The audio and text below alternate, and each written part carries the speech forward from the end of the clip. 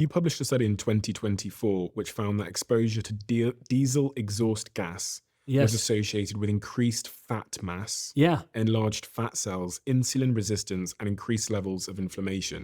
And that was published in the International Journal of Molecular Yeah, Sciences. that was one of the studies I just was referring to with regards to my colleague Paul Reynolds. Paul and I, we that was one of the papers we published looking at these inhaled particulates.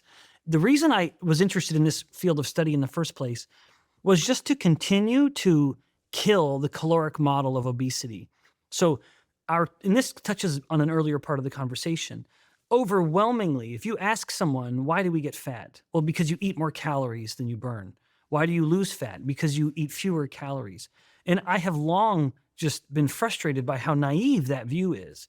Yes, energy matters, but again, the fat cell must be told what to do with the energy that it has. That, of course, points an obvious finger at insulin, which is the strongest of all signals. But what we found in that study is that even something as seemingly unrelated as diesel exhaust particles, mind you, we did not do this study in humans. Full disclosure, we did the study in animals where we could perfectly control how much diesel exhaust they're getting.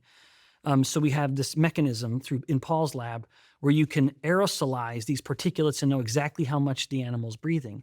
And then at the end of the study, after even though they ate the exact same amount of food, the animals that were exposed to the diesel exhaust particulates had fatter fat cells and more insulin resistance than the animals that had just been breathing normal room air. So, what we're breathing in theoretically could then be determining how fat we're getting.